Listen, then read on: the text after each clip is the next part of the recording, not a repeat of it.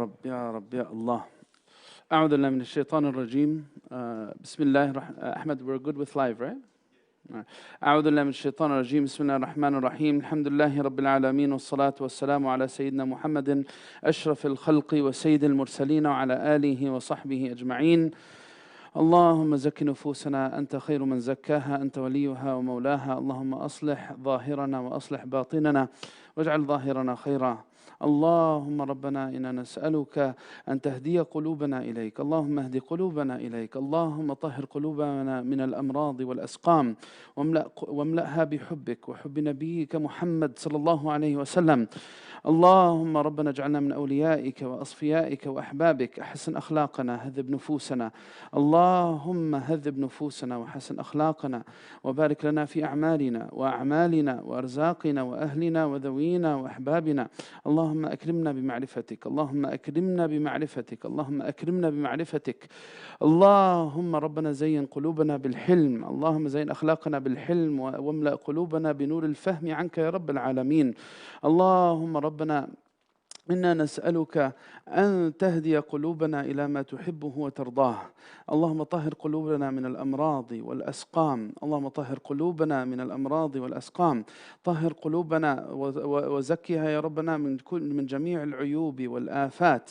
يا ربنا إنا نسألك أن تهدينا إلى سبيل مرضاتك وإلى سبيل جناتك يا أرحم الراحمين. Oh Allah, we ask you to fill our hearts with abundant light. Fill our hearts with guidance. Oh Allah, fill our hearts with your love and the love of our deen, the love of the Prophet sallallahu alaihi wasallam. We ask you, O Allah, to bless us with awareness and to make us of those who taste the sweetness of faith. We ask you to better our hearts and to better our actions. O Allah, better our hearts and better our actions. Make us of those who are aware of the diseases within. O Allah, make us of those who are aware of the diseases within and guide us to the actions that bless our hearts with enlightenment and purity.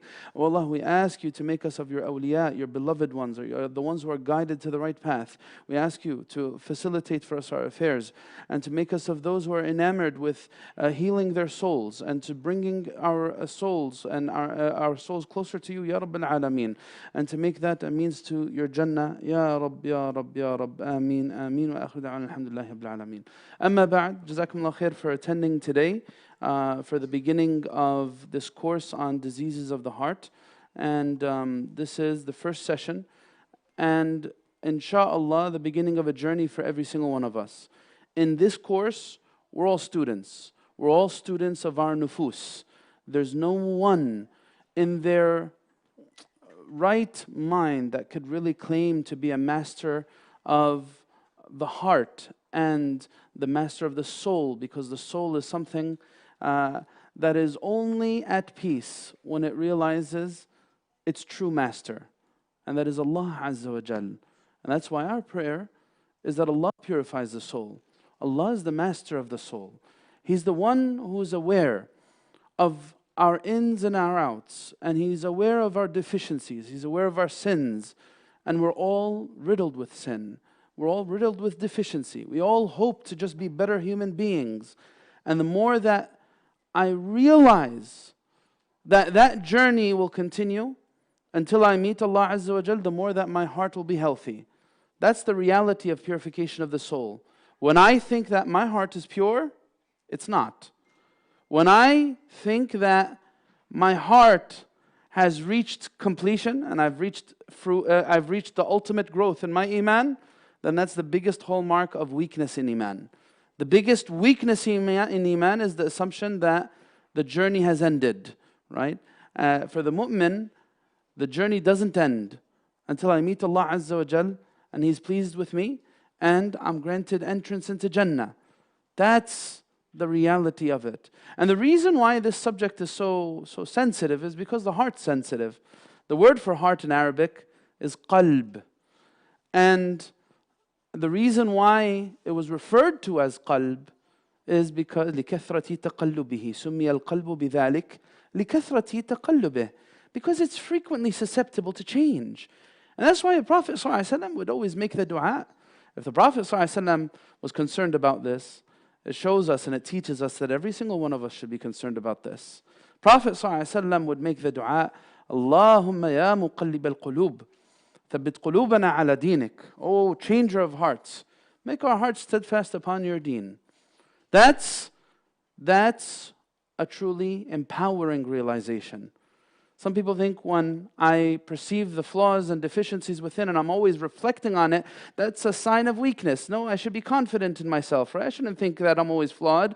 I shouldn't think that I'm always susceptible to sin. That makes me weak. No, the believer gains strength because they say that one of the sources of ruin for people is one of uyub al-nafs. It's actually one of the flaws that we'll study is ar-rida an al-nafs, is to have a sense of contentment with what I've achieved and where I have become and how I have grown and so on and so forth.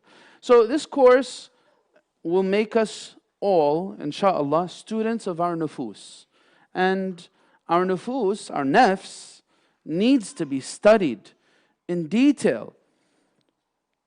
The spiritual heart, the mind, the limbs, the actions I'm doing with my body, and also the thoughts that are filling the space within me. Why am I thinking the way I'm thinking? Because my thoughts are the precursors to my actions. It's the first step. If I don't think about this inward reality, I will not grow. I will not experience what true Iman could do to me. It could do to my life, what it tastes like. There's a sweetness that I'm looking for here in my soul. And hopefully this course will set us all on that path, inshallah. We have a few books that we're going to cover, inshallah. I'll go over those in a while. Or I mean, we're going to use them as resources, inshallah. I'm hoping to benefit from what they all contain. But before we get into that, there are some introductions, and that's what we have in this PowerPoint. It's just a few slides to give the introduction to the course, and that's what we're going to be going over today. Next time, inshallah, we're going to actually start going over the uyub, the flaws, and the diseases of the heart. And of course, this is one side of the journey of spirituality. This course can't have everything. Inshallah, there'll be other courses to build on it. But it is the beginning of the spiritual path. Think about that. Why is diseases of the heart, or a subject on understanding the disease of the heart, the beginning of the spiritual path? Why is that? You want to say something? If anyone wants the fan, I'm okay with that. You guys hot? No? Everyone's good. Why is knowing the diseases of the heart the beginning of the spiritual path? The reason for that is because the only way I'll be able to experience the beauty of Iman is if the toxic barriers are removed from the path of the soul. That's the reality. And that's why when they teach us about purification of the soul, they say it's a 3-step process. Their first step is takhalli. I need to rid the soul of toxins, of spiritual toxins. And that's what you see here on the PowerPoint. Cleansing. The first step is cleansing. Because if someone's heart is suffocated by kaba'ir al-ithm, there's no way that heart will be able to taste sweetness in salah. What's the proof from the Quran for this? I can't find khushu' in my salah. A common question or a common statement. How can I find khushu' in my salah? What's the answer to this question? The answer to it is in the Quran. Allah subhanahu wa ta'ala says, وَإِنَّهَا لَكَبِيرَةٌ إِلَّا عَلَى الْخَاشِعِينَ الَّذِينَ يَظُنُّونَ أَنَّهُمْ مُلَاقُو رَبِّهِمْ وَأَنَّهُمْ إِلَيْهِ راجعون.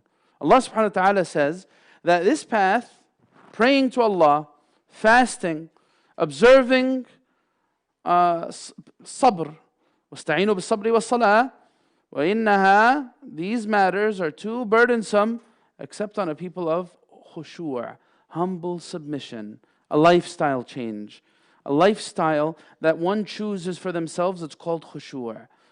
So Allah subhanahu wa ta'ala is telling me, in other words, that, hey, you want to experience khushu', make sure you remove the barriers between you and doing that. There's barriers. It's going to be burdensome. It's going to be burdensome unless you achieve this, right? The burdens. So cleansing is the first step. The second step, what is it? Beautifying the soul with what? We're beautifying it with the different virtues of faith, beautifying it with yaqeen, beautifying it with taqwa, beautifying it with tawakkul. You see that, these realities, cleansing and beautifying, they symbolize a struggle for the heart. There are two forces that are conjoining upon the heart. One of them is going to make it very dark. That's a sense of toxicity that involves despair, anger, rage. It all involves a lot of different toxins like arrogance, like envy, like toxic material attachment, like doubts and fears that have no or baseless doubts and fears that are unwarranted. All of these are uyub for the nafs. When it's there, these things, they cause a sense of darkness. This darkness could become layered to the point where it seals the heart. The Quran describes this. كَلَّا بَلْ رَانَ عَلَى قُلُوبِهِمْ مَا كَانُوا يَكْسِبُونَ. Their amal, their kasb, has created a barrier upon their hearts. What's the third level? Spiritual competence. What is this referred to in Arabic? Tajalli. What's tajalli? Tajalli is for someone to really be aware of their nafs. Our nafs, I need to journey to get to know me. It's a journey. It's not something that I'm going to get to know within a day. It's not something that I'm ever really going to fully be at peace with. I might learn how it operates and anticipate its thoughts and its actions, but ultimately it's unpredictable. At any point, I could find myself falling into a negative direction I need to redirect. One of the Salaf shows us this. What does he say? He says, I struggled with my intention for 20 years until I found myself that I was able to commandeer it. Intentions, that's not something that, I know about intentions. That's something, I got that figured out already. I don't worry about my intentions. It's all good, right? No. Someone who's a fool would say something like that. I'm always worried about my intention. I'm always worried about my motives. Why am I doing what I'm doing? Am I doing it for the right reason? Am I doing it for someone other than Allah? Am I doing it for repute? Am I doing it for prestige? Am I doing it for fear of criticism? These are things I need to understand. And then once I understand that, how can I heal my soul from that? If I know that I'm someone who, I find that my nafs is always inclined to do things for ulterior motives. How can I heal from that? What are the treatments for that? Okay, it's one thing to know the disease. What's the treatment for? I'm someone who is a very angry person or someone who is quick to get angry. That's a flaw for the nafs. How can I start healing from that spiritually? Yeah, they'll tell you, go take an anger management class. Okay, you could take an anger management class. But also, I could heal from my anger spiritually if I begin to, understand what spiritual exercise is, right? We know what physical exercise is. Go sign up in a gym, right? Go to the gym, do, weight training, do, whatever you're going to do. You're going to do for the physical body. Now, but what about for the soul? Is there some spiritual exercise? Riyadat al-nafs for the qalb? Yes. Why am I speaking the way I'm speaking? Why am I initiating this interaction?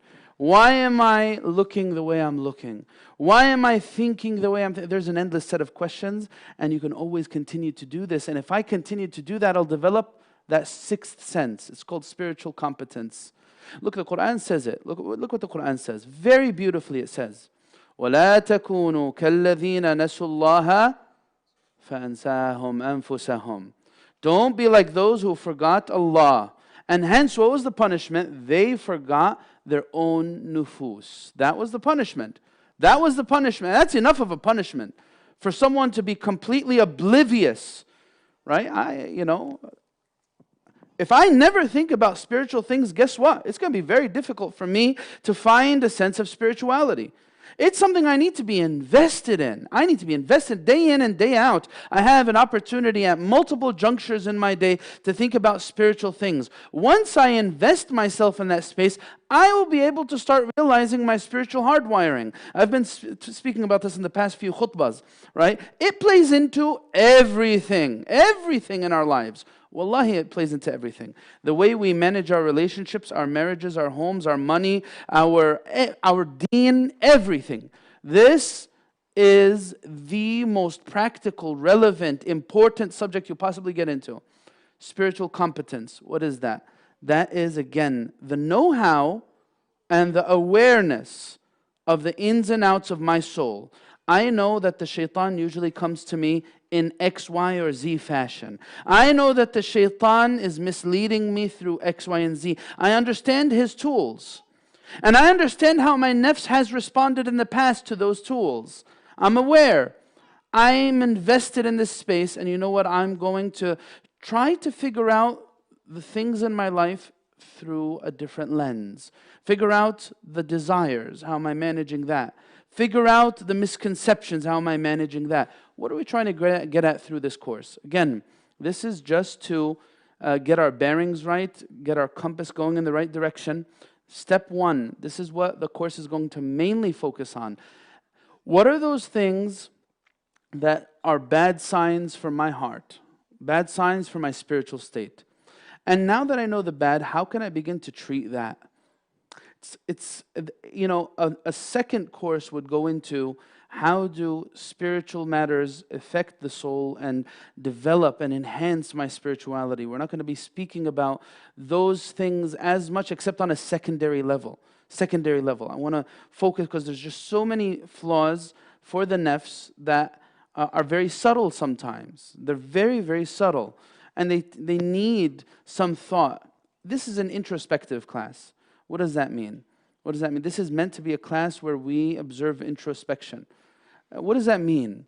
That means I'm going to look inside me. Whenever you study spirituality, if it's to see how it applies to others, right, then I've missed the whole point of it. I've missed the whole point of spirituality when I'm learning, oh, arrogance. What's the sign of the arrogant people? 1, 2, 3, 4. I know someone who, I know a bunch of people around me, very, you know, Fulan, man, these descriptions apply to Fulan to the T. I've never met someone more arrogant than Fulan, right? The person might be so blind to the reality that he might be the one who's arrogant, more arrogant than Fulan. Spirituality is about introspection. Let me look inside me. How does this apply to me? And how can I really, really fix this? You know what? I'm not going to be quick to pass on it not applying to me. Because this is what the Salaf did. The Salaf did this. When you go to the Sahaba and you find Sayyidina Umar chasing Hudhayfa ibn al-Yaman. You guys know who Hudhayfa ibn al-Yaman is? Sayyidina Hudhayfa. Who knows Sayyidina Hudhayfa? Raise your hand. What was special about him? What was he doing? What was his job? What? He was and what type of secrets did he have? What was one of the type of secrets he had? When you have the likes of Umar trying to chase after Sayyidina Hudhayfa and asking him, did the Prophet tell you that I'm from the munafiqeen? What does that tell you about our Islamic approach to spirituality? Again, it's not about self-loathing. It's not about we need to be very careful. We do this to empower our nafs, not to get it to the point of despair. Self-loathing is not good. Self-loathing is different. Self-loathing could become like a disorder where the person just looks at himself in the mirror and says, I hate you. You're disgusting. You're deplorable. You're not worth anything. When someone speaks to themselves in the mirror like that, it could get them to the point of despair. That's not what we're talking about. But what we're talking about is a sense of insecurity about where my status is in the unseen. Does anyone here know that they're going to be from the people of Jannah? Raise your hand. Alhamdulillah, no one raised their hand. If you did, I want to find out how you found out. I wish we could know. One of the Salaf, he said, I wish that the veil could be removed and I know that Allah accepted from me 2 rak'ahs. We don't know. We don't know if Allah accepts from us. And this is not just like empty piety, where I'm just like, okay, yeah, I'm trying to be a pious person, so I'm saying, yeah, I don't know if Allah... No, this is the reality. I have no idea. Umar, radiallahu anhu, set this attitude for us as he's worried that he's from the munafiqeen. Is anyone here sure that they're not from the munafiqeen? Raise your hand. Raise your hand if you know for certain that you're a pious believer and you're not a munafiq. Raise your hand. Alhamdulillah. This is the beginning of the path. Realizing that I am vulnerable. You know what teaches you you're vulnerable? أعوذ بالله من الشيطان الرجيم. That teaches me I'm vulnerable. So again, like I said, here we're all students. أعوذ بالله من الشيطان الرجيم teaches you that you're vulnerable. How does it teach you that? How does it teach you that you're vulnerable? How does it teach you that you're vulnerable? I'm in need of Allah. When I say أعوذ بالله من الشيطان, I realize that, hey, you know what? I need Allah Azza wa Jal's protection. If the equation is just made up of me and the shaitan, guess what?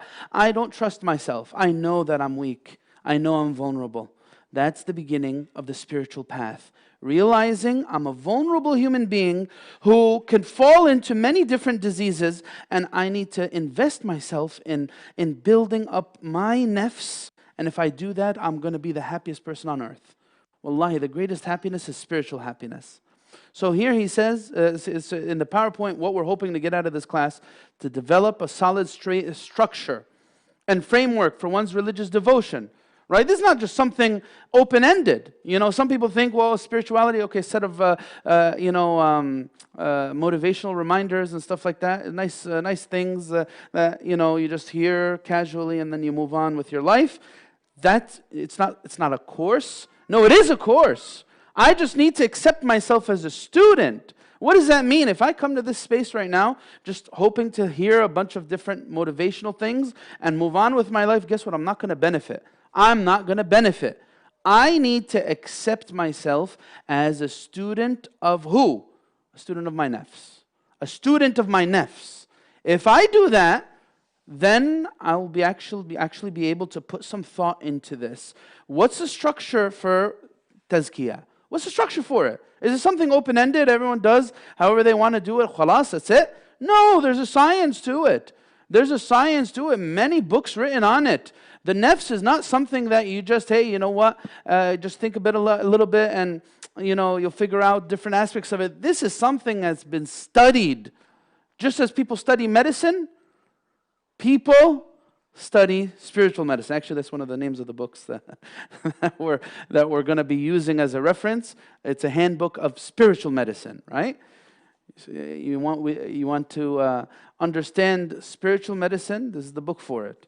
Right? Even a little bit different than what you study as an MD, but in fact even more significant. You have Tabib al-Abdan, and then you have Tabib al-Qulub. You have the Tabib, you have the doctor of the body, and then you have the doctor of the soul. Right? So what we have in our deen is the sources of healing for the soul. What are the modern challenges to spiritual development? Hopefully this will come up in discussions that we have here. To study the nafs as the first step toward knowing Allah. Absolutely. To understand the nature of the devil and the common methods he employs, to study and assess the matters that corrupt the heart and the matters that contributed to its revival.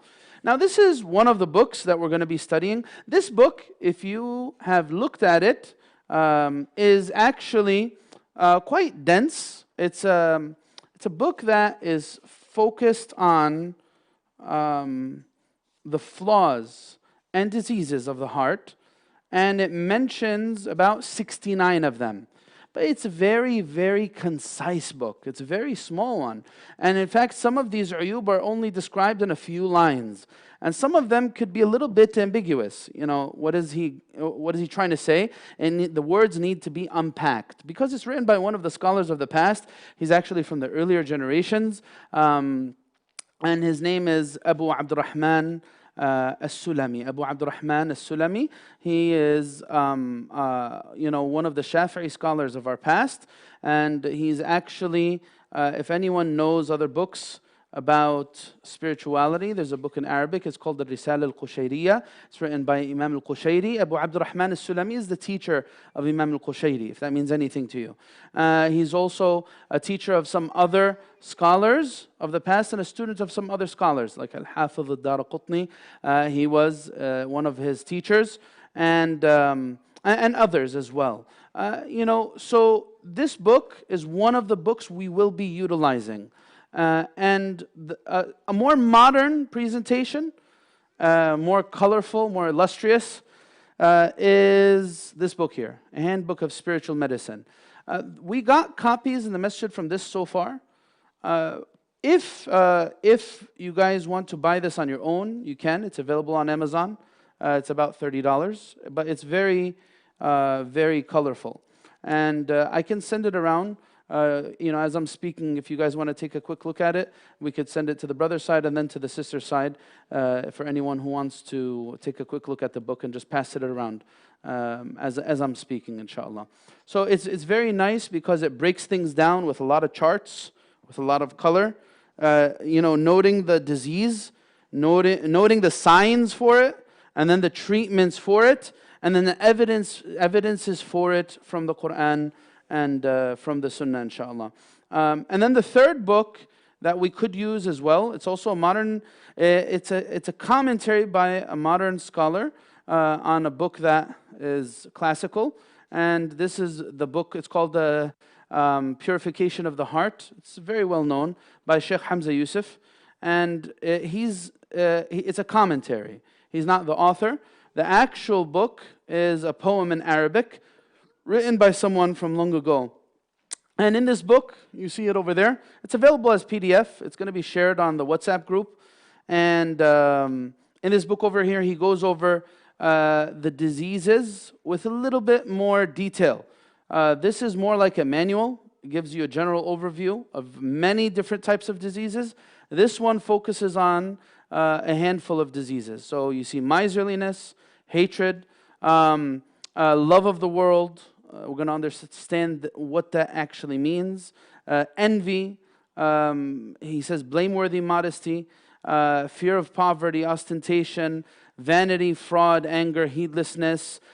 These are some of them, just listing out some of them as rancor, and antipathy towards death. This is the third book. So hopefully through these books, we will be able to study the nafs a little bit better. I don't mean to read a text from cover to cover with you in this course, but I'm hoping to read parts of these three books together. Or else, we won't really cover much ground if we're going to read every single page of a book. Hopefully, since it's a course, you could read some of this information on your own. And you could enrich this discussion through either the WhatsApp group, you could post questions there, or through class time, inshallah, you could ask questions here. And I think, Ahmed, I don't know if you got it up there. Did you get it? You got it up there? I think we got a Slido for the questions up that you can ask, inshallah. So anyone who's not on the, is anyone here not on the WhatsApp group, by the way? Raise your hand. We have a few people not on the WhatsApp group. Ahmed or Hamza, how can we get them on the WhatsApp group?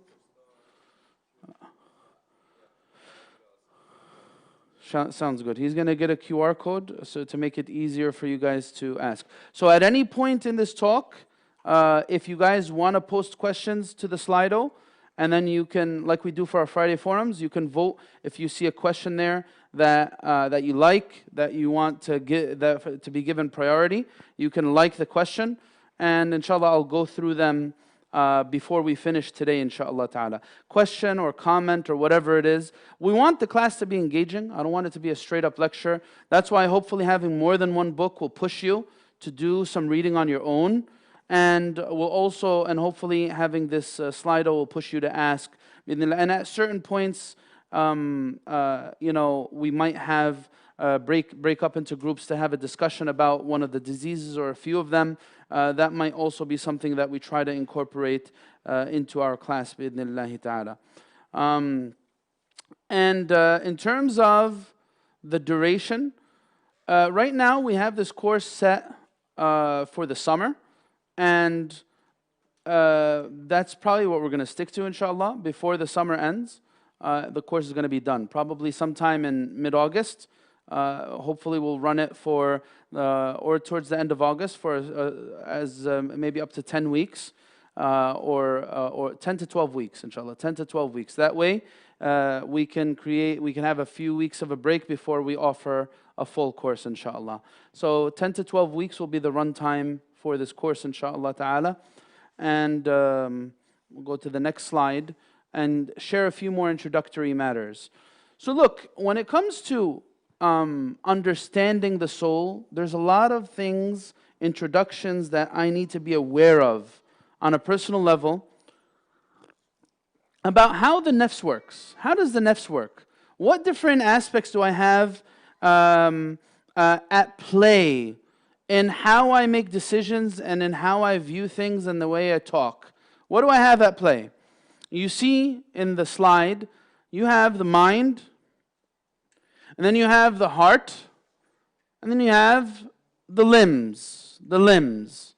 These are three basic things that all play a critical role in how we make decisions. Now, of course, we have a hadith that is very well known in our tradition. The Prophet ﷺ said, أَلَا إِنَّ فِي الْجَسَدِ مُضْغَةً إِذَا صَلُحَتْ صَلُحَ الْجَسَدُ كُلُّهُ وَإِذَا فَسَدَتْ فَسَدَ الْجَسَدُ كُلُّهُ أَلَا وَهِيَ الْقَلْبُ. The Prophet ﷺ says there's an organ in the heart that if it's salvaged, the entire body is going to be salvaged. And if it's corrupted, the entire body is going to be corrupted. And indeed, that organ is the heart. In Islamic spirituality, when we talk about the heart, we don't mean the organ, obviously.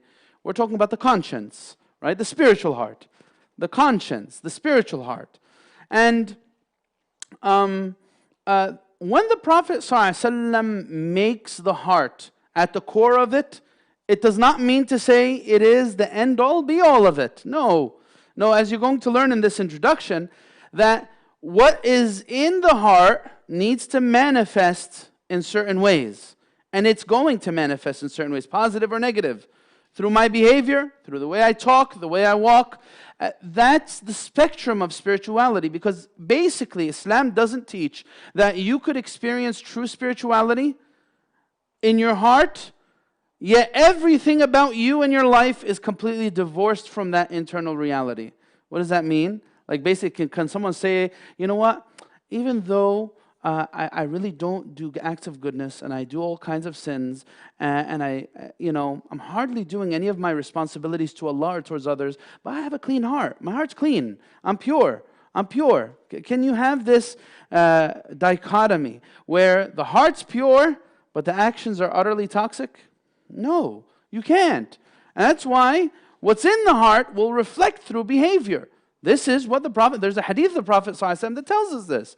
Prophet ﷺ, he says, مَا خَبُثَ أَعْلَاهُ خَبُثَ أَسْفَلُهُ. That which is putrid at the top will prove to be putrid at the bottom. That's why the heart, the tongue, for example, is perceived as the spoon of the heart. You want to see the condition of your heart, look at the condition of your speech. What are you talking about? What are the words that come? What are your knee-jerk reactions? What are your knee-jerk reactions? Look, this is going to come in later slides, but one of the signs of the munafiqeen is that the Quran says, وَلَوْ نَشَاءُ لَأَرَيْنَاكَهُمْ فَلَعَرَفْتَهُمْ بِسِيمَاهُمْ وَلَتَعْرِفَنَّهُمْ فِي لَحْنِ الْقَوْلِ. The Quran says, and if we wished, we would have shown you the munafiqeen, you would have known them just by their appearance, meaning that there's an appearance to nifaq. You would have known them just by their appearance. And then he says, but you will certainly know them by لحن القول. لحن القول is فلتات اللسان. These are the things that escape your tongue. Knee-jerk reactions. What comes out of your tongue when you're in a very difficult situation? When you're really pressed and pushed up against the wall, what's the first thing that comes out of your mouth? Is it La ilaha illallah? Or La hawla wa la quwwata illa billah? Or Hasbunallahu wa ni'mal wakil? What is it? Or is it وَالْعِيَاذُ بِاللَّهِ, other things that I won't tarnish this space by even uttering. This space, this sacred space that hopefully is surrounded by angels, and by Allah's mercy, I won't tarnish this space by those things that very easily come out of the tongues of the best of people, by the way. I'm not talking about some people who are far, far, far away from the masjid. I'm talking about us. I'm talking about us. I'm talking about us. What happens behind closed doors.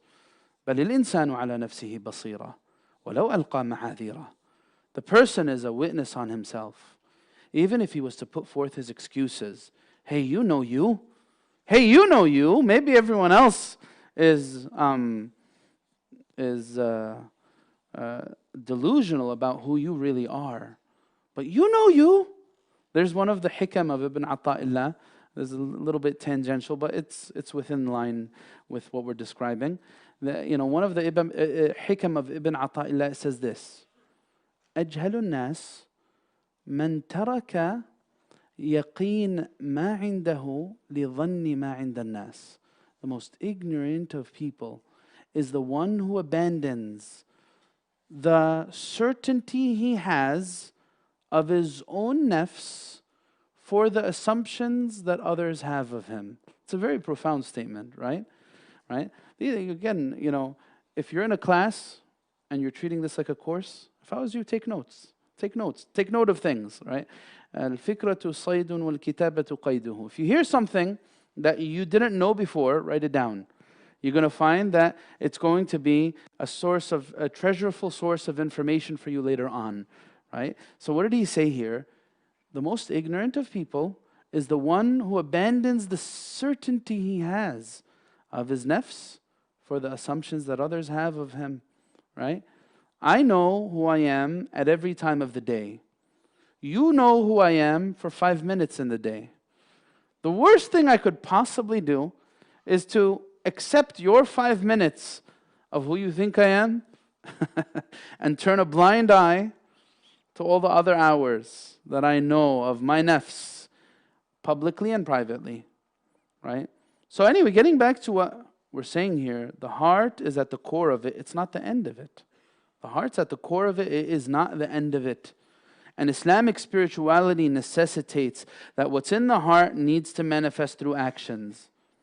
And that these flaws pertaining to the nafs sometimes might be found in your heart, but most likely you'll find that they'll trickle down to your actions as well.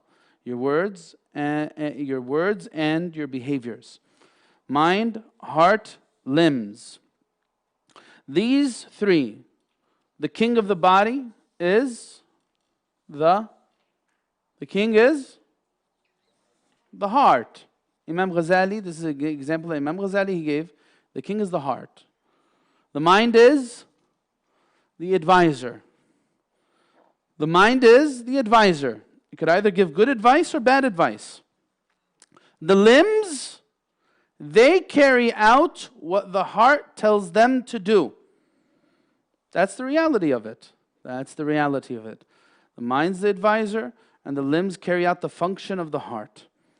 And in the next slide, we go over the relationship between the inward and the outward. Just an extension of what we were just saying, and some of this stuff I already explained. But the three things that I'm looking out for my experience with spirituality is I'm looking at my heart, and then I'm looking at my speech, and then I'm looking at my behaviors. These are the three things.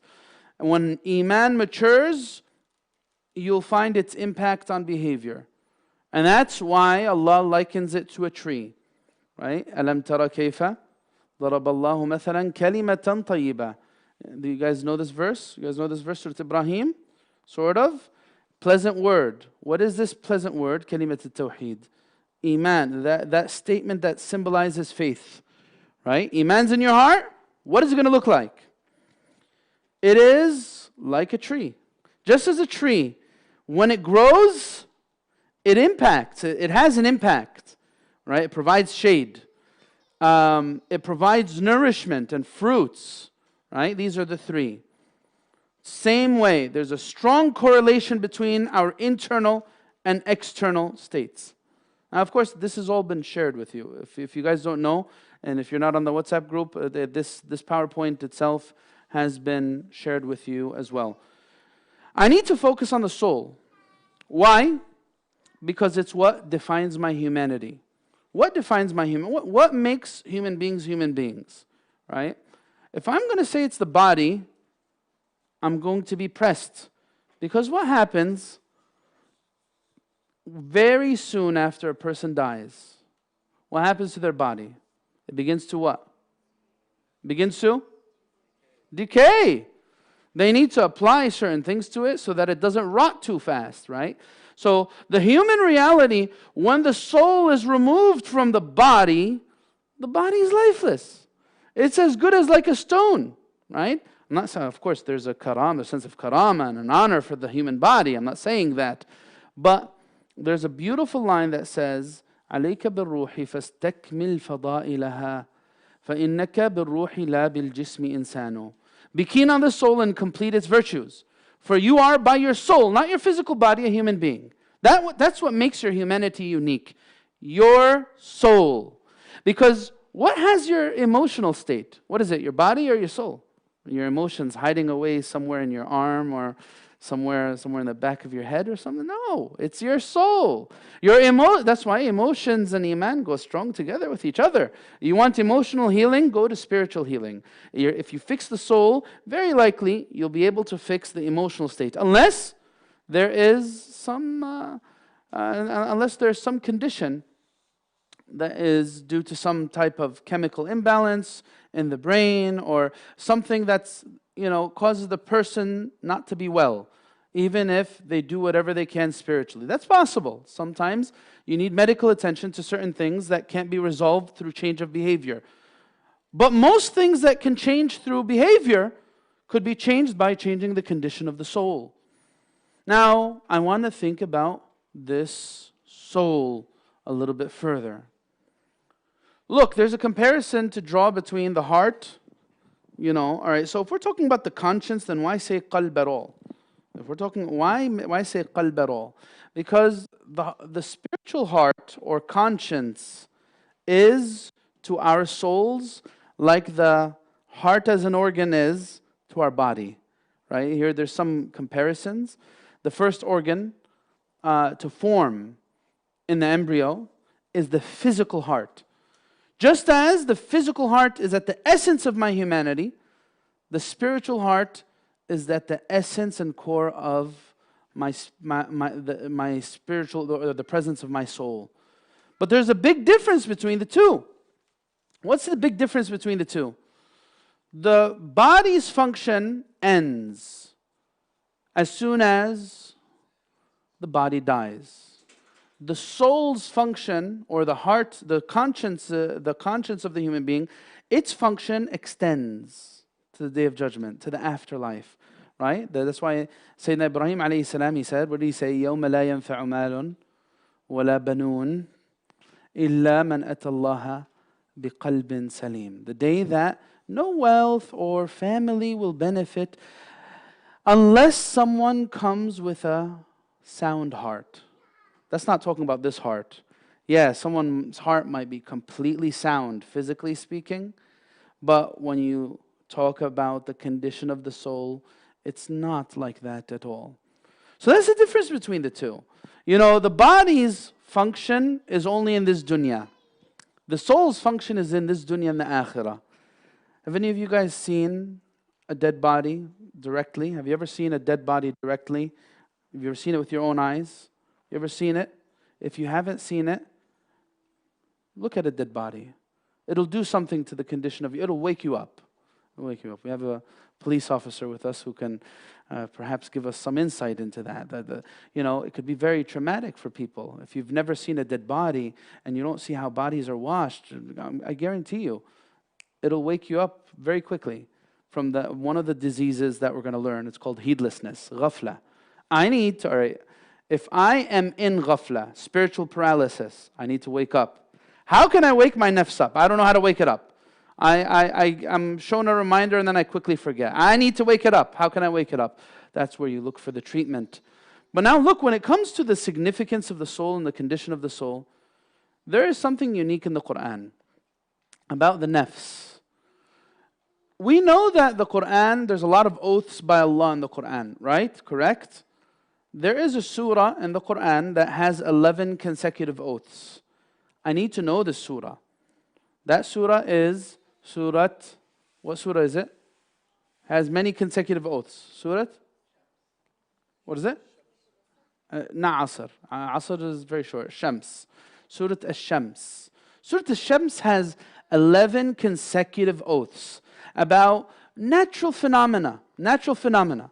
Allah subhanahu wa ta'ala says, وَالشَّمْسِ وَضُحَاهَا وَالْقَمَرِ إِذَا تَلَاهَا وَالنَّهَارِ إِذَا جَلَّاهَا وَاللَّيْلِ إِذَا يَغْشَاهَا وَالسَّمَاءِ وَمَا بَنَاهَا وَالْأَرْضِ وَمَا طَحَاهَا. To the end of the verse, Allah subhanahu wa ta'ala is making us thinking about many different things. The sun, the moon, the day, the night, the stars and the cosmos above. And then He makes us think about the nafs. The nafs. وَنَفْسٍ. Allah takes an oath by the nafs. We're going to discuss what the nafs is right now. It's going to come in, I think, the next slide or the one after. The nafs, وَنَفْسٍ وَمَا سَوَّاهَا فَأَلْهَمَهَا فُجُورَهَا وَتَقْوَاهَا. Allah subhanahu wa ta'ala is the one who designed the nafs. And because of that, its design is absolutely magnificent. And its design is absolutely intricate, and it's so complex. It's a very complex reality because Allah's design is very, very nuanced and detailed, right? So He says, He guided this nafs to fujur or taqwa, rebellion or God consciousness, taqwa.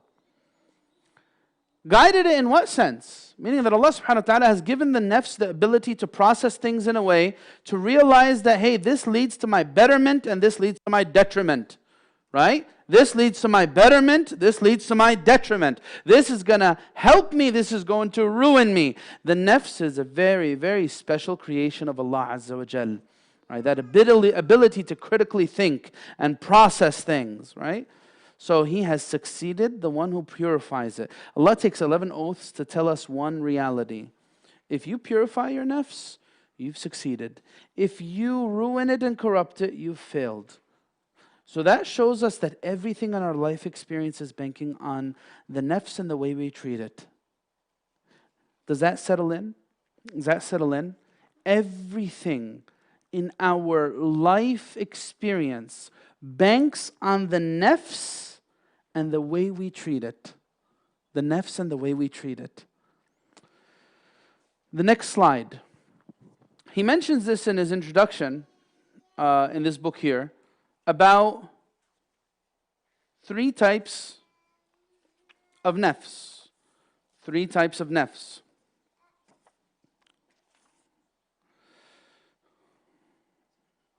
He says, know that the soul is of 3 types. The one that incites evil, ammara. And the reproachful soul, which is al-lawwama. And the one that is serene, mutma'inna. The serene soul is certain that Allah is its Lord, has found serenity in what Allah has promised, deemed true what Allah Most High has said, and is patient with His command. It is the faithful soul that Allah Most High has made luminous, has purified, has made luminous and has put its book of deeds into its right hand and has purified. It is a soul that is content with the decree of Allah and its destiny, good and evil, beneficial and harmful. It is the soul to which Allah Most High says, Ya ayyatuha an-nafsul mutma'inna, irji'i ila rabbiki radiyatan mardiyya. So this is the first reference of soul in the Quran. O tranquil soul, return to Allah Azza wa Jal, pleased and pleasing.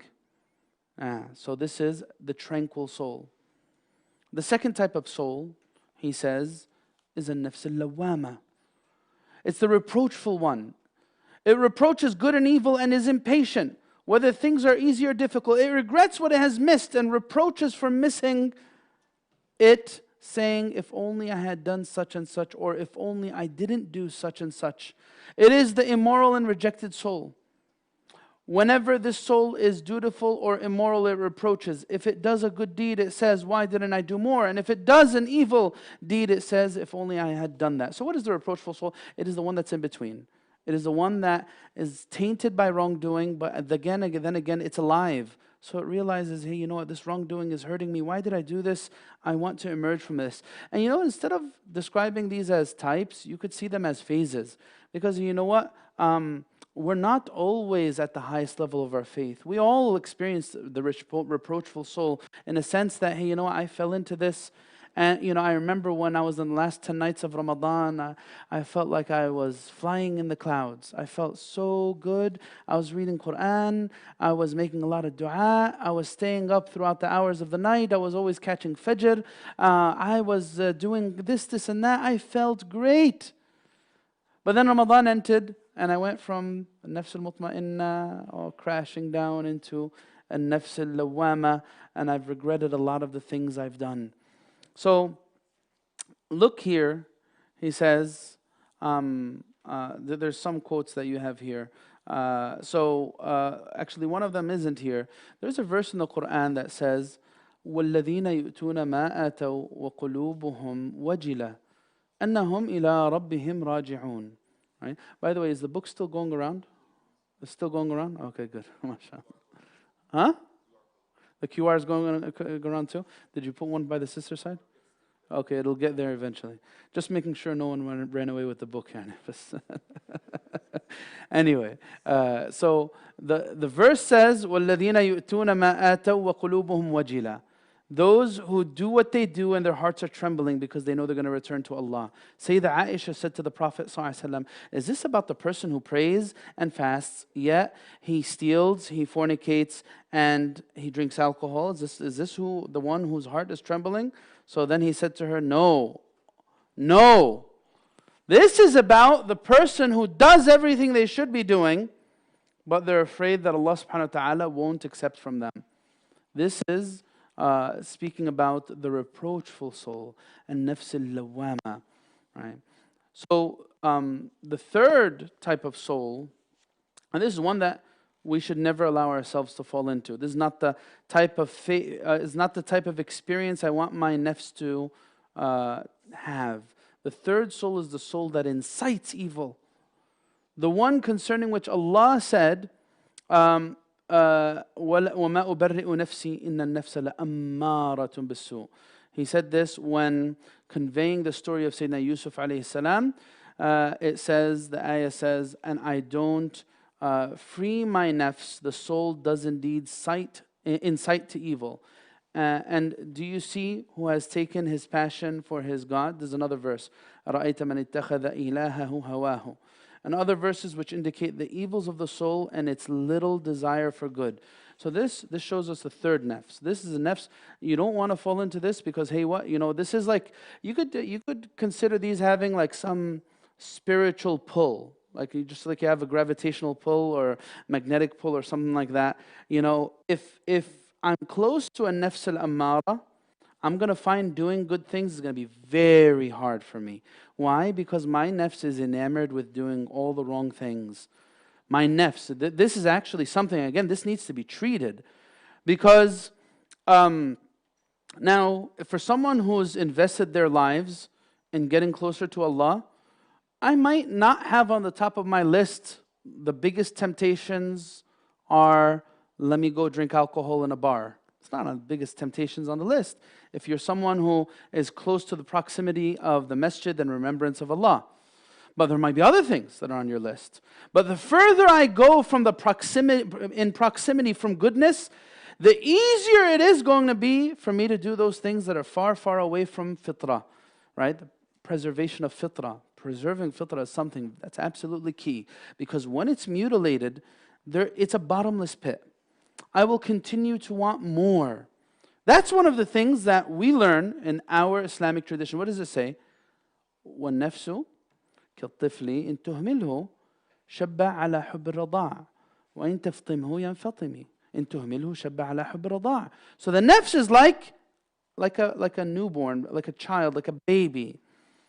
If you continue to give it milk, it will not be weaned. It's a bottomless pit. It will want more. The nafs will always want more, right? And if you wean it, that's the only way that's going to make it stop, right? That's why the Prophet ﷺ says, if the son of Adam had 2 valleys of gold, he'd want a third. Nothing will fill the mouth of the son of Adam except dirt, right? What is this speaking to? This is speaking to the human reality that teaches the nafs, if given more, will want more. It'll never be sufficed, right? This is our human reality. So a soul inclined towards evil is something that absolutely needs to be treated. Because the closer I am to that, it's going to be so hard to do the right things. The further I get from that, it's going to be easier to do good things. These things are like cycles, right? If you want to break the cycle, you need to make a certain change. Because one good deed leads to another. One bad deed leads to another. Just like a cycle operates. Now, we got 2 more slides here. And then if there's any questions, I'll go through those questions, inshallah. So again, if you haven't sent questions yet and you'd like to, you can send questions to the Slido, inshallah, and we can discuss it, whatever it is, bi'idhnillahi ta'ala. But the last two slides tell us about the word nafs. What does it mean? What does it refer to? Is it positive or is it negative? Is the nafs something good or is it something bad? Right? Imam Ghazali described that the term nafs, soul, has 2 different usages. One makes it synonymous with ruh. One makes it synonymous with ruh. And the other one makes it refer to all the negative things in a human being. The debased, lowly stuff. All right. The first one that he mentions is the element that comprises the elements of rage and lust in a human being. That's nafs. This is the common use in the rhetoric of spiritual guides and books of purification of the soul, and hence the soul is frequently portrayed as the source of debased human character. In spiritual rhetoric, one of the key elements is to struggle against our nafs, right? Jahid in-nafs, jihad in-nafs. You guys heard of this before? Struggle against your nafs. Why? Is the nafs something bad? Do I need to rid my soul of nafs? Well, it depends on how I'm using the term. If I'm using it how it's commonly used in books of tazkiyah, then I can understand why that's understood. Now, but in actuality, what's sought is reforming the nafs, not removing the nafs, reforming the nafs. And that's why we use it in this second way here, right? So, is the nafs, is it something negative or positive? Is it different than the...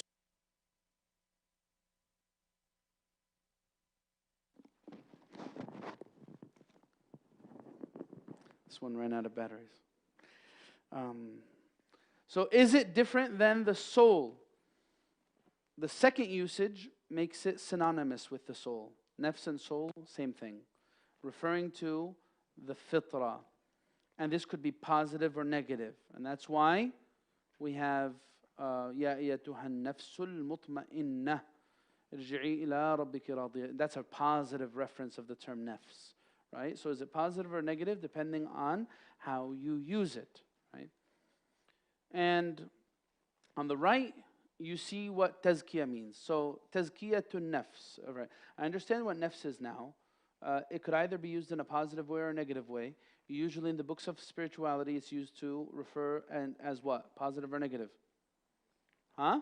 Negative, right? Because they're using it to refer to what? The lowly things inside you as a human being, right? But it could be synonymous to the ruh if it's used in the second way. Now I understand nafs. What about tazkiyah? Tazkiyah, you want to ask something?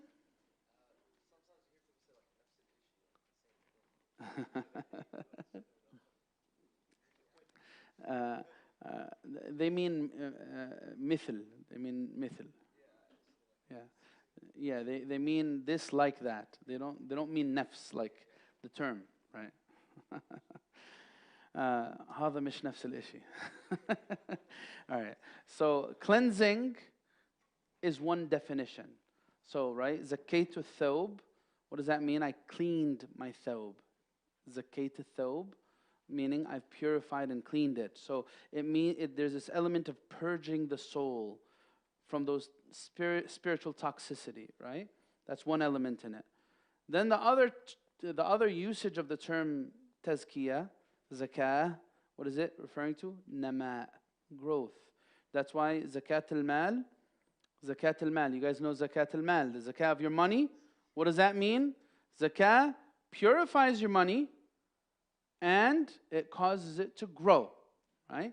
Because when you give and you fulfill your responsibility in giving, Allah promises He'll give you more, right? You got it? So zakah has both meanings. Zakah purifies your money, and zakah is like an investment and causes your money to grow. And that's what we have there. So the last slide here is some basic reflections about the journey that we're going to take. The path to Allah demands exertion. Allah says it in the Quran. وَالَّذِينَ جَاهَدُوا فِينَا لَنَهْدِيَنَّهُمْ سُبُلَنَا. This, again, when we're talking about theory, we could understand this. It's not like it's rocket science. It's not like it's like it's like physics. It's not like something, yeah, you could pass it over to the sisters, no problem. It's not like it's physics or like something, some philosophy. Okay, this is obviously spiritual psychology and spiritual take on understanding humanity. But at the same time, it's not like it's too difficult to understand, but it's difficult to practice and live by. And that's why it needs exertion. It's difficult to practice because that means I need to look at my ego and say, hey, you know what, I was wrong. I shouldn't have yelled. I shouldn't have taken this. I shouldn't have reacted like this. I shouldn't have assumed this. I shouldn't have hurt this human being. I shouldn't have put myself in this place. It takes a mountain of strength to be able to actually live by these ideas. So that's why it's referred to as jihad. It's referred to as the path to Jannah, because the path to Jannah is riddled with desires, it's riddled with difficulties, right? So it's riddled with, the path to Jannah is riddled with difficulties. بالمكاره حفت الجنة بالمكاره. And the path to hellfire is riddled with, is full of desires. Is full of desires. So that's one thing here. If I'm really going to take advantage of what we have going here, I need to actually start figuring out how to apply this. If every time we go over some of the flaws of the nafs and the diseases, then guess what I should be doing from week to week? Hey, how does this afflict me? Like if you take anger, for example. In that book that's going around, Handbook of Spiritual Medicine, the first disease he mentions, anger. First one, right? What has anger done to me as a person? That's something I could reflect on in many ways. Has it led me to say things that are regretful or take stances that are wrongful? Has it led me to sever ties with people I shouldn't have severed ties with? Has it led me to engage in behaviors that I know are so unbecoming? Anger is the first thing he goes over in that book, right? And that's an example of a disease that isn't so easy to get rid of from your life. Anger. That could ruin a lot of good things. The most important relationship in existence is my relationship with who? Allah. My relationship with Allah. This journey magnifies that relationship. If I've never taken a class on spirituality, if I've never really invested and say, you know what, I'm going to make top priority in my life to invest my mind, body, and soul in spirituality, then you know what I've done? I've caused my nafs to miss out on the most significant relationship in existence. That's the relationship with the Khaliq. This relationship with Allah Azza wa Jal. I need this in my life. Not for anything but just to make me have a better life experience. If I don't have Allah in my life, there's no way I'm going to have a great life experience. That's what Islam teaches us. Because the greatest realizations are the realizations of the soul. And I don't want to miss out on this critical relationship. Taking our relationship with Allah Azza wa Jal very seriously. This is what we learn from our righteous parents. They took their relationship with Allah seriously. What does it mean to take Allah seriously? What does it mean to take that relationship seriously? Hey, you know what? Just even in terms of like time and attention, right? If I really see that the relationship with Allah is the most critical one, you know, how much space does it dominate in my day and my week? How much does it really take up? Is it like something, you know, that's really on the fringe of what's going on in my day? I know the answer to this. Is my relationship with Allah, now if I just be honest with myself, let me think about this for a moment on a personal level. Is my relationship with Allah something on the fringe of what's going on in my day? If I say, no, of course it's not, it's front and center. Prove it. Prove it. How much Quran have I read today? If the answer is 1 page, well, at least I have something to say. If the answer is none at all, well, let me take this a little further. How much Quran did I read yesterday? Oh, of course, besides the Surah Al-Fatiha and Surah Al-Ikhlas that I have to recite because of Salah or whatever, right? How much Quran am I reading in my day? No, seriously, how much Quran am I reading in my day? How many times am I stopping everything I'm doing and making dua? Like, is this really a prayer? All right, it's front and center. Yallah, let's prove it. Do I make dua every single day? If so, is it for like a few seconds? Or does it actually dominate an important space in my time? Am I really trying to learn about Allah and learn more about my deen? Or is that just something that, you know what, all right, fine, I need to do something, so I'll just like find an hour in my week to fit something in because I'll feel guilty if I don't. Well, okay, you know what? I need to magnify this. It needs to become part of who I am if it's really a relationship I take seriously. Now look at this. One of the Salaf, he says this, Abu Sulaiman al-Darani. He says,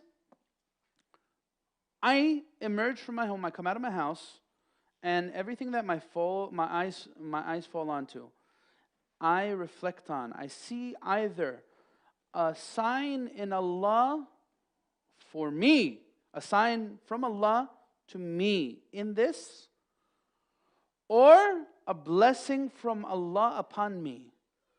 That's how I look at everything around me. It's either a sign or a blessing. It's either a sign or a blessing. وَفِي كُلِّ شَيْءٍ لَهُ آيَةٍ. Everything in this existence is a sign that is indicative that Allah is one. Right? And there's another example, Sayyidina Ibn Umar. Look at how the Salaf would take this relationship seriously. Ibn Umar, he would come to a place that, you know, is in ruins, right? كان يأتي الخربة فيقف على بابها فينادي بصوت حزين أين أهلك؟ ثم يرجع إلى نفسه فيقول كل شيء هالك إلا وجهه. He would go to abandoned areas and he would say, he'd look at it and he'd reflect deeply. He'd say, where are your residents? And then he would say, everything upon its surface will end except Allah.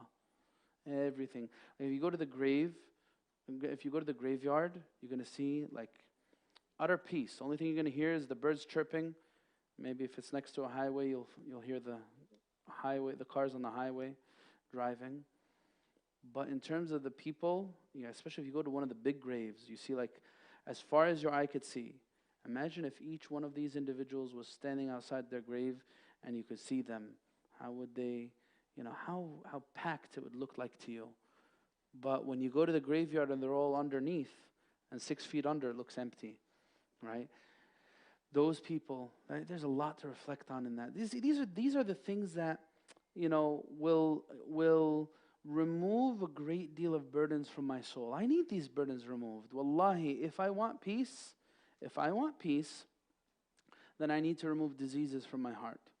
You know, just as like imagine this. Imagine, all right, there's something wrong with your body, and you know you need to go to the doctor. Something wrong with your body, and you know you need to go to the doctor, but you don't want to, for whatever reason. What's going to happen? You know, if it's something that causes you pain, hey, guess what? You're going to keep on feeling this pain and it might get worse and worse and worse until that's it. It's unbearable to live. The thing about spiritual diseases, you might not be able to pinpoint them as being a cause of your suffering. But I'll tell you, indeed, spiritual diseases cause a whole lot of suffering for people. Indeed, spiritual diseases cause a whole lot of suffering for people on every single level. The suffering that someone might find from a spiritual disease might be far more than the suffering they get from physical pain. Think about it, and as we go through this course, you might be able to see examples of how that's so. The last thing I have here on the slide is, you know what? I need to be able to remove these barriers so that I may find peace. And I also need to remove these barriers so that I can really benefit from the truth that's before me. Because our deen teaches us something. The truth might be right in front of your eyes, but you can't see it. Because what? You see with your heart, not with your eyes. That's why, you know, one of the du'as that our predecessors teach is, Allahumma arini al-haqqa haqqa, O Allah, allow me to see truth as truth is, and bless me to follow it. Allahumma arini al-haqqa haqqa, warzuqni ittiba'ah, wa arini al-batila batila, warzuqni ijtinabah. And allow me to see falsehood as falsehood is, and allow me to avoid it. And bless me to avoid it. Right? So you see with your heart, not with your eyes. You see with your heart, not with your eyes. What does the Quran say? إن في ذلك لذكرى لمن كان له قلب أو ألقى السمع وهو شهيد. Allah subhanahu wa ta'ala says, in that is a reminder for someone who has a heart, or for someone who could listen and observe. What is the Quran telling us here? Here he says, فإذا حصل المؤثر وهو القرآن. If you have a transmission, if you're receiving the transmission from the Quran, والمحل القابل, and we have a place to receive this transmission, that's your heart. It's live, it's vibrant with faith. ووجد الشرط وهو الإصغاء, and the condition is there, that's listening attentively. وانتفى المانع وهو اشتغال القلب وذهوله عن معنى الخطاب, and the preventer is removed, and that is the heart being distracted from by anything else. Then what's going to happen? People are going to be reminded. So this is about the inner workings, the inside and the out. That's the end of the PowerPoint, and that's mainly what we have for today. Again, this has been shared, so you guys have 3 books now. And again, it's up to you guys. This book, again, is going to be available for sale after class, right? We have the books downstairs. They're with Ridwan. If you could get them, Ahmed or Hamza. We have, it's a cheap book. It's about $10. Or you could buy it from Amazon if you want. And we're going to be using parts of it, the most significant parts of it that lead to reflection. We're going to try to reflect together. And we're going to try to, maybe perhaps some opportunities to discuss. This book, you could also purchase it on Amazon, but it's available PDF. The third book, which is a textbook, a handbook on spiritual medicine, that one's one I really recommend that you get. I'll also be using that, I'll be using that at points during our course, inshaAllah ta'ala. And if there's an interest in us like buying a big shipment of it, we could look into that, inshaAllah. Or people could buy it individually. It costs $30, that one. So now we're going to go over the questions. You mentioned preserving fitrah. You mentioned preserving fitrah. What do you mean by fitrah? Fitrah means Allah's design, meaning that you were created as a human being. I was created with certain presets, right? Factory settings, like you have in man-made things. Allah subhanahu wa ta'ala created the human being to function in a certain way. The Prophet ﷺ said this, كُلُّ مَوْلُودٍ يُولَدُ عَلى الْفِطْرَةِ. But then the surroundings alter that fitrah. The surroundings alter that fitrah. So basically, my Islam helps preserve fitrah.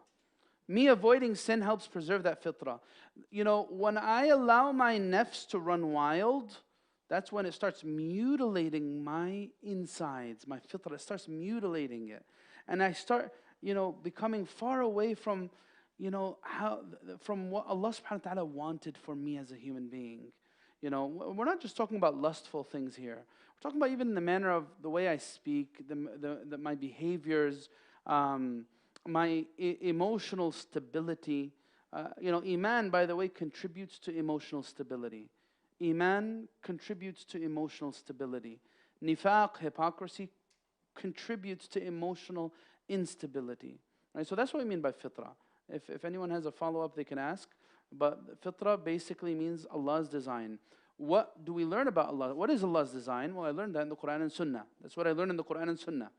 How does Allah subhanahu wa ta'ala want us to engage with different things in our life? What does Allah want us to look at? How does Allah want us to talk? How does Allah want us to deal with our desires? How does Allah want us to deal with the opposite gender? How does Allah subhanahu wa ta'ala want us to deal with money? How does Allah subhanahu wa ta'ala want me to deal with spirituality and prayer? All of these are part of fitrah. These are part of fitrah. Right?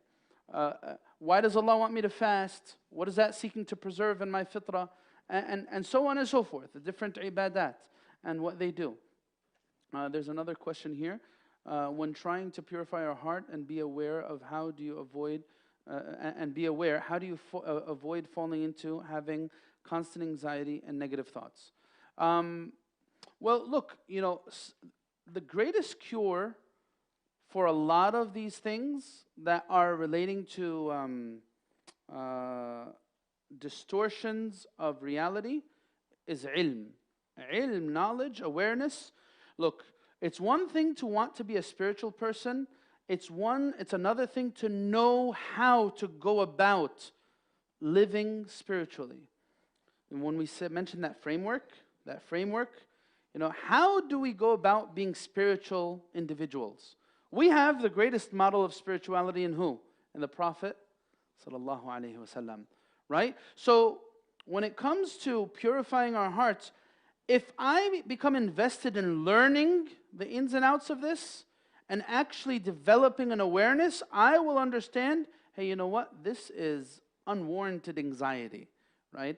This is unwarranted, and this is baseless negative thoughts versus something that I should really be invested in, right? And sometimes some of these things could be like intrusive thoughts. This could be something that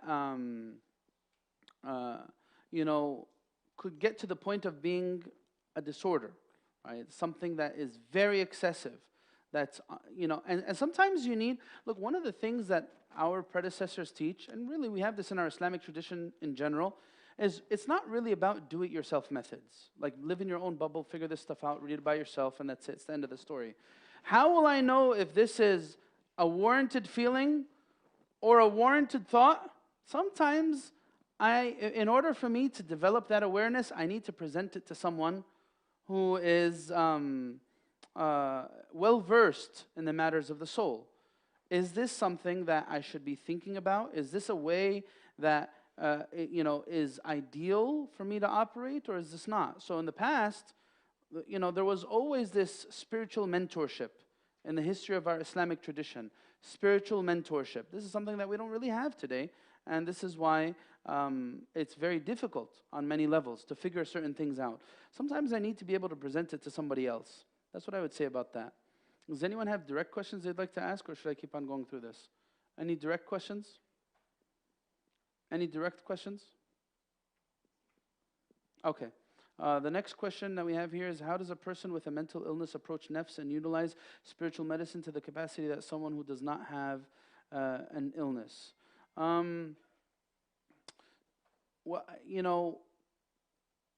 Someone with a mental illness, look, I really think that in a way, this, what we're learning here is not for people.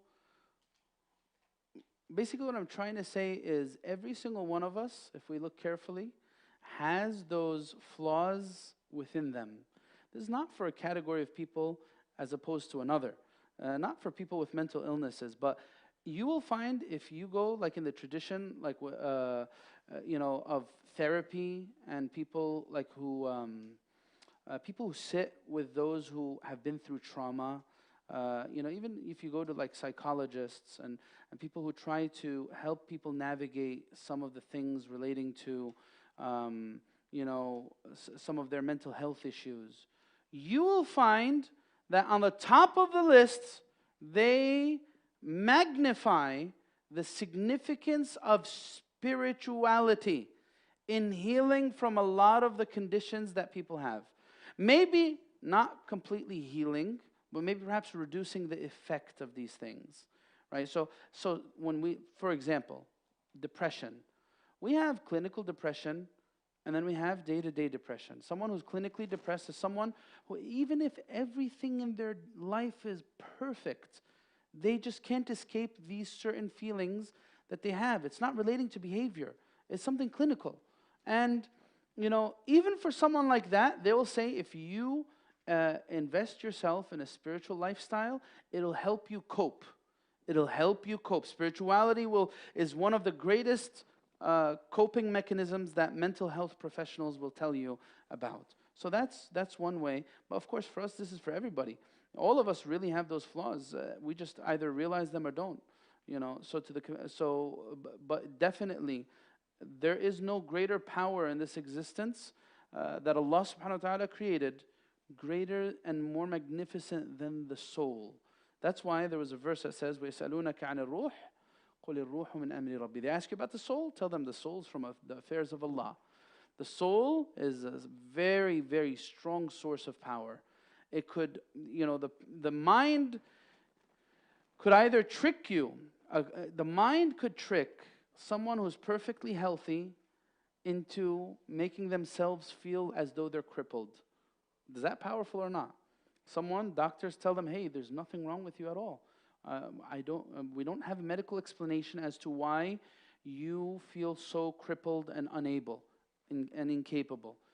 The mind was able to get this perfectly healthy person to that point.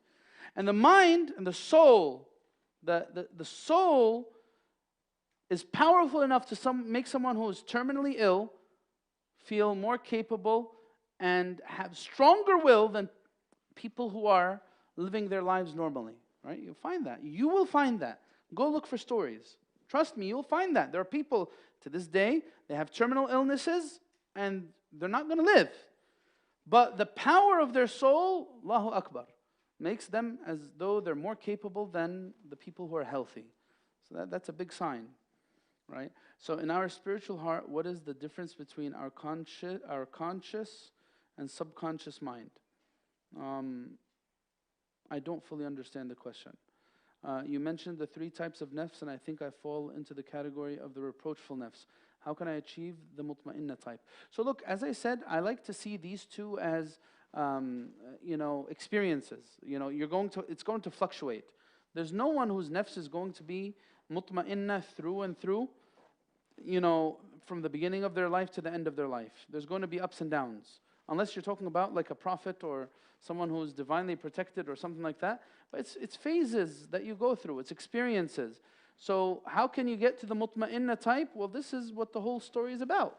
This whole story is about this, all right? Let me remove these diseases from within and maybe beautify my soul with X, Y, and Z. And you know what? I might stay there for a period of time, but then something else might come and make me lose my track and lose my path. All right, so the next question we have here is, you mentioned seeing a dead body in the grave. Should we use these as resources to purify our hearts? Yeah. The Prophet ﷺ said, frequent the remembrance of the destroyer of pleasures. The Prophet ﷺ encouraged us to visit the graves.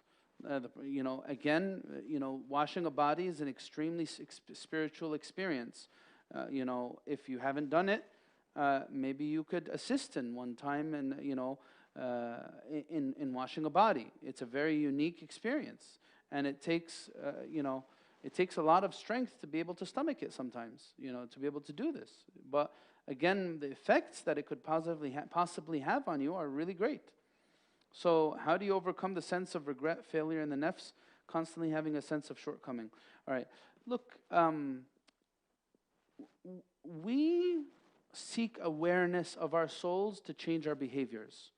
But we should be very careful not to get lost in our minds. Don't get lost in your mind. Like, what do I mean by lost in your mind? Like, I'm just going to be in this how do I know Allah accepted from me? And maybe I did some sins and I'm going to end up going to hellfire. And I just find myself in this loop, and I get lost in it because I'm thinking about things that I'll never know the answers to. Right? No, we're thinking like this to empower ourselves to change behavior. There's a big difference, right? There's a big difference. Don't keep on thinking about the shortcomings. That's not where you use it as a means, not an end, right? You get it? So I'm using my reflection on shortcomings to push me and motivate me to do more. That's the purpose of it. That's when it's positive. When is it negative? When I just think about shortcomings for the sake of thinking about them. Oh man, I don't do this, and oh man, I remember at the time I did that, and oh man, I'm so doubtful that Allah will accept me because of that, and I just keep on listing things, and then that's it, I stop. That's not healthy. That's not what we're talking about. We're talking about using those things that are deficiencies within me as a means to something greater. So as long as you use it as a means, it's positive. But once once it becomes an end, it becomes something that's negative. That's what I would say about that. Those are the questions I got here. Anyone have a question before we close? Yeah, go ahead.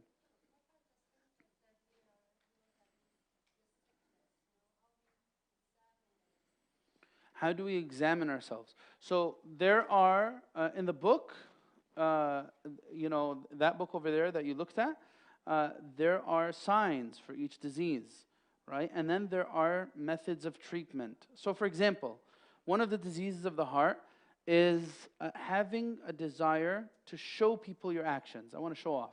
Or I'm inclined to show off. I want people to be impressed about who I am as a person, right? So this is one of my desires, right? So I put my stuff out there, right? I'm doing Umrah.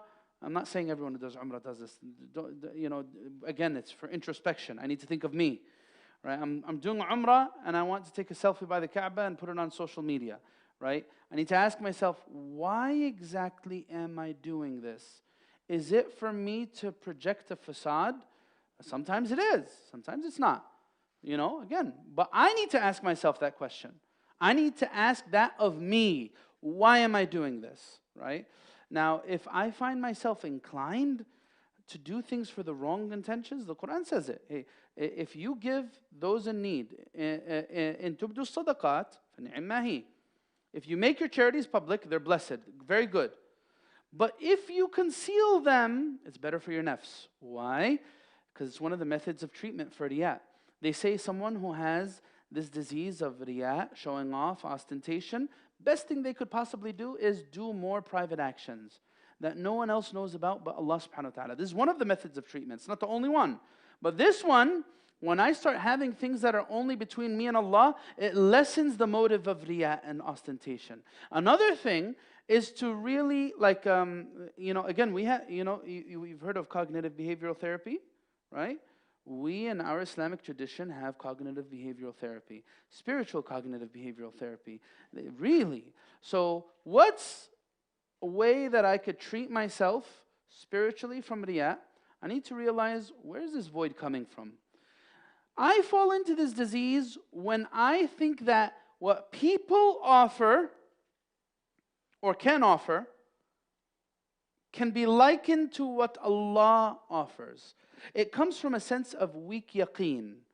If I know for a fact that Allah and what He can give me is all that I need, then there's going to be less of a motive for riyat. Right? And sometimes I need to convince myself of that. I need to talk to my nafs. I need to have a conversation. All right, people are praising me because of this. I'm a big donor, right? Well, what's their praise going to do for me? You know, where is it going to go? A few minutes, all right, so now we're at a fundraiser and I just unloaded with $10,000, right? And everyone look, oh, mashallah, Allahu Akbar. Now, after that event is done, when I realize that everyone else is a needy human being just like me, and as soon as that event's done, everyone's going to go on with their life. Is it really worth it? What am I going to get out of thinking like this, right? That's why the Quran tells us this. إِنَّ الَّذِينَ تَعْبُدُونَ مِن دُونِ اللَّهِ عِبَادٌ أَمْثَالُكُمْ. Those who you call upon other than Allah are just as needy as you. They're worshippers just like you. فَادْعُوهُمْ فَلْيَسْتَجِيبُوا لَكُمْ. Call upon them, let them respond to you if you're really truthful. This is a method of treatment. So one method of treatment is for me to do certain behaviors in private. Another method of treatment is for me to actually speak with my nafs in a manner that puts things in proper context. You get it? So this is, and you need to do this for every disease. That's what I'm telling you. It's a field of study. It's something that I need to invest myself in. Right? Now, if someone is like, oh, yeah, riyad's not my problem, that person, mughaffal. You might think that it's not your problem, but sometimes these things are very subtle. Very, very, very subtle. That's why it's called the lesser idolatry. We're going to talk about it, inshallah. We're going to talk about riya at a certain point in this talk, in this course, bi'idhnillahi ta'ala. Any other questions before we close? What's up?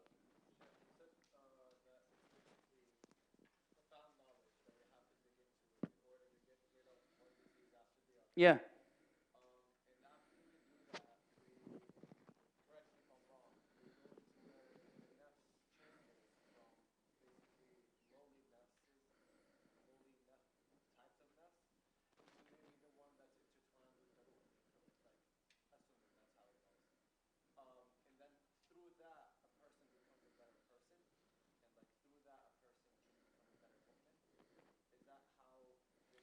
What do you mean by lowly nafs? Okay. Yeah. Yeah.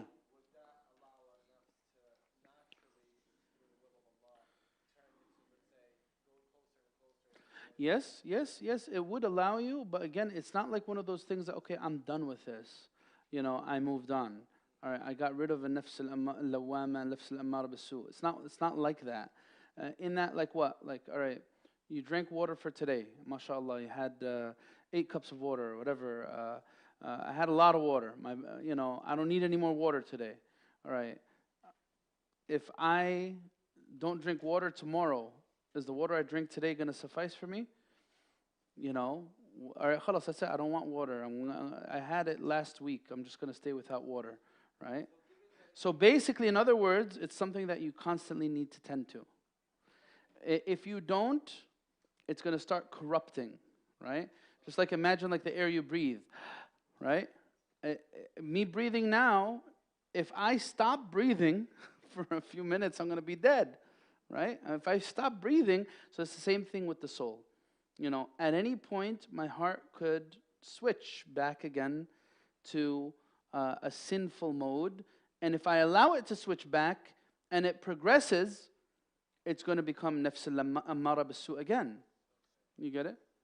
Is that what, are we on the same wavelength or are you trying to say something else? I just want to know that what's next, assuming the struggle is happening constantly. Yes. I wouldn't call it a struggle. The jihad, let's call it. Yes. It's happening constantly. And we reach, as close as we'd like to be, and with steadfastness, we can stay towards the next one. Yes. Through that, I'm assuming, do we become better humans? Of course. Of course. Of course. The more the soul is beautified, the more the humanity will be. And that's why we believe the Prophet ﷺ is the most beautiful human, the greatest human being. Why? He had the most beautiful soul. Yeah, so absolutely. And there's no end to that. There's no end to the potential growth. Yeah, Allahu A'lam. All right, we have adhan now, so we're done for today. Jazakumullah khair for attending, and inshallah we'll continue next week at 6:30 p.m. Next week we're going to actually start using our books, inshallah. If there is a want for, maybe we'll put out a poll. If anyone wants us to order the other book that's going around, you can like the poll, and we can make a big order of it, and then we'll bring it for